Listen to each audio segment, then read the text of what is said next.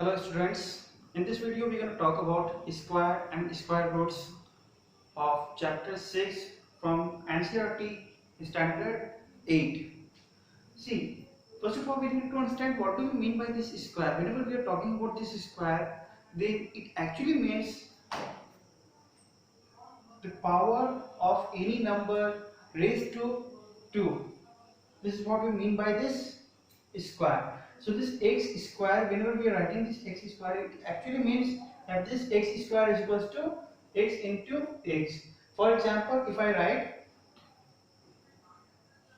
2 square, then it means that 2 will get multiplied with 2 how many times? 2 times. If 3 square, then it means 3 will get multiplied 2 times. This is what we mean by square of any number. Now, many times you might observe that this actually 2 or any kind of this power. This is also denoted as power, or it is also known as power exponent. So wherever you see whether a word exponent is mentioned or power is mentioned, both are same thing. And this 2 and this 3, they are known to be your base. Alright. Now, coming to square, or in our syllabus, what are the things that we need to focus? I have already mentioned here the properties of this square number.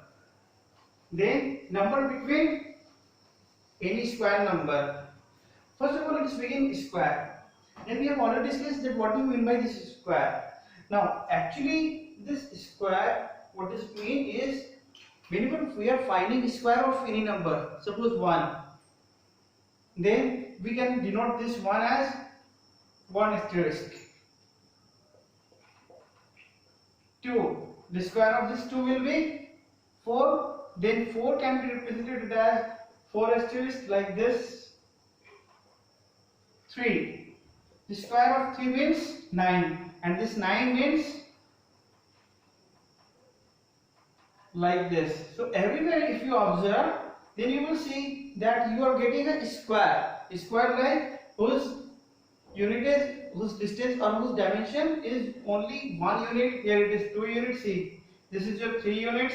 And similarly, if you are going to find 4 square, then it will give you 16. 16 means it will have 4 this side and 4 this side. This is what we mean by the property of this square number. Now moving to next, you will always observe one common thing between these square numbers, that is, if I ask you what is the square of this 1, then 1. What is square of 2? Then that is 4, then 9, then 16, then 25, and so on. If you observe one thing, then you will observe that the difference between this 1 and 4 is 3. 4 and 9 is 5. 9 and 16 is 7. 16 and 25 is 9, and so on. So if you observe, then we can see that this is 3, 5, 7, 9, and obviously next will be 11, and this means that next number will be your 36. Again next will be 13. So 13 plus 36, this will be 49, and so on. So actually we are finding, what we are finding, when we are adding this 1 to 3, then whatever we are getting, we are adding 5 to this one, and so on. So this is what we mean, that whenever we are finding 1 and 4, there is always 3 numbers in between this 1 and 4. The square of this 1 and 2 means that they have 3 numbers in between them, and so on. Got it? Why this is useful? This I will elaborate, and this is actually known as successive subtraction. We will discuss this thing, this remember for now, or we will discuss this point in the next video also, that successive subtraction to find square root. This thing will comes in the next video, but remember this how we are doing right now. Now adding odd numbers, that is what we have done. Alright, then sum of consecutive number. For example, let us take square of any number like 121. I am just taking an example for 121. Now this 121 is the square root of 11. Now this 121 can be written as 60 plus 61. Now similarly, if let us take any other example. 49. 49 is the square root of, sorry, square of 7. So this is 49. 49 can be written as 24 plus 25 or not. So if you take any kind of number, you will see that this particular number can be written in the sum of two consecutive numbers. The term consecutive means that continuous. For example, if I am talking about this 2 and 3, whether this 2 and 3 they are consecutive, obviously this 2 and 3 they are consecutive. But suppose if I ask you 4 and 6, they are not consecutive, because in between this 4 and 6 we are having 5. So if I am asking that this 4 and 5 are consecutive, then this 4 and 5 is consecutive, but 4 and 6 are not consecutive. Now I believe this there are 2 or 3 more properties in your book. You just go through it and you will find that it's easy to understand. What do you mean by this properties of this? The square of any number. Now another thing is that if I wish to guess for any number that whether this number is a square number or not. For example, if I give you 44. Now if I ask you that tell me whether this is the square of any number. Now you have to check for each and every number. You will start from 1, 2, 3, 4, 5 and everywhere you will check. And now you come to the conclusion that this is not a square of any number. But we do have another solution for this kind of things. Suppose, let's start from the square of 1. 1 square is 2, 2 square is 4, then 9, then 16, then 25, then 36, then 49, 64, 81, 100 and so on.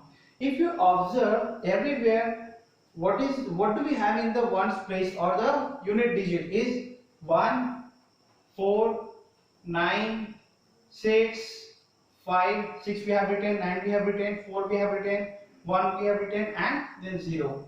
Then apart from this, you will never ever get any kind of square number whose one digit is other than this. For example, I am taking 47, 87, 97, anything that ends with 7, you will never see that 47 is never a square of any number, because upon multiplying any two number, you will never get this 47 or any kind of number whose one digit is 7 or 8 or anything which is not here. Alright, so from this what we can conclude that if any number is there which ends with 2, 3,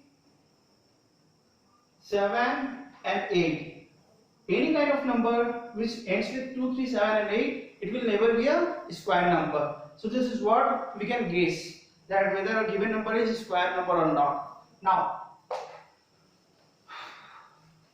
we have already discussed that we can find the square of any number by multiplying that number 2 times.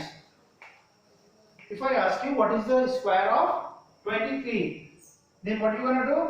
The square of this 23 means 23 into 23. But suppose if I ask you that instead of multiplying this 23 2 times, what I am asking you that without actual multiplication, can you tell me what is the what is the product of this, or what is the value for this 23 square? So in the next topic we want to discuss this thing. Suppose, can we write this 23 as 20 plus 3 whole square? Because we know that 23 can be written as 2 into 10 plus 3, and this is your 20 plus 3. Upon expanding number using this ones place, tens place, 100 place and so on. So this is all we are talking about, only 2-digit number, finding the square of 2-digit number. I am not talking in terms of 3-digit number.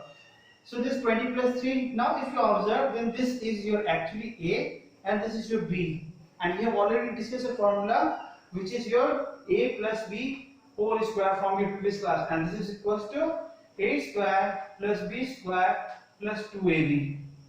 Many times you will find that this is also written as A square plus 2AB plus B square. You must know that these two things are same, because additive means addition of this any types of number is your commutative. So whether you are writing it first or last, it doesn't matter. So now if this is your A, this is your B, if we are applying this A plus B whole square, what do we get here? 20 whole square plus 2 into A is 20 into B is 3 plus 3 is B is 3. This is your square. Now upon calculating this, you will see that this is your 400 plus 120 plus 9. Now upon this calculating this, you will find that this is your 529. So here we are not actually multiplying this 23 into 23, but still we are getting this 529. So all we need is to apply this particular formula. Now the application of same kind of formula in other way. Suppose if I am having 38, find the square of this 38 there.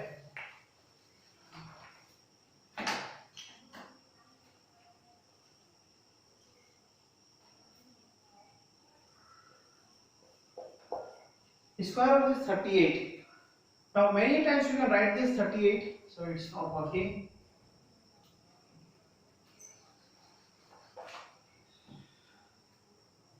(38) can be written as 30 plus 8 whole square. Remember, I am always using the word whole square. It's difference. When I am saying 30 plus 8 square, it means like this. When I say 30 plus 8 whole square, it means this. So there is a difference whenever I am saying square and whole square. Don't get confused with this thing. Now, this is your 30 plus 8 whole square. Next thing is that we can write this A and B. But another way what I wish to write is that this 8 will become much larger than what I think. This 38 can also be written as 40 minus 2 or not.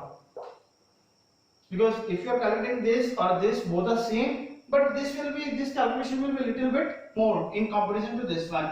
Here you just proceed with this one and this 40 minus 2 by applying the formula A minus B whole square. You will find that this one is much easier in comparison to this. So this is how we are gonna apply algebraic identity to find the square of any number without actual multiplication. Alright. Now, next thing is that Pythagorean triplet. This thing we have already discussed in standard 7 also, but here again it's a topic for recalling the things.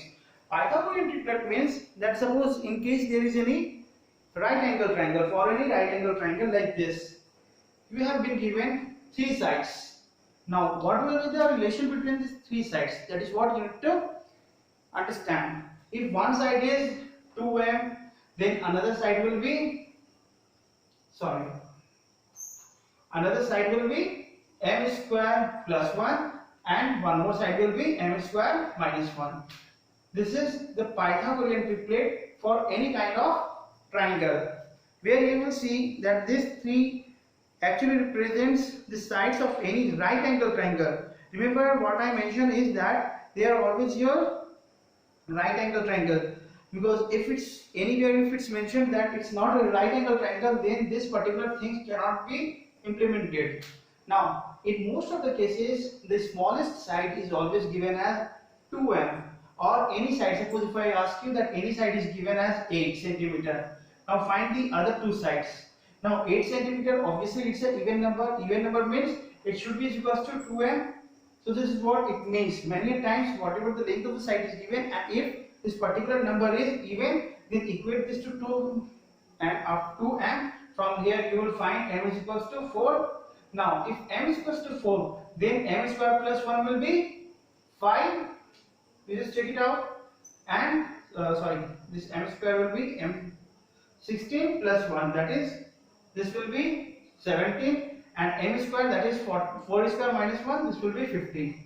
So if one side is 8 cm, another side will be 17 and another side will be 15. Obviously the largest side is 17, so this will be the hypotenuse of this right angle triangle.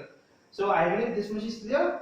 We will discuss in the next topic regarding how do you find square roots. Now we have discussed that square. Now square root means its power is 1 by 2, or many times it's also denoted as root under, like this. Root under any number, let it be x. So this is what we are going to discuss in the next topic. Thanks for watching the video.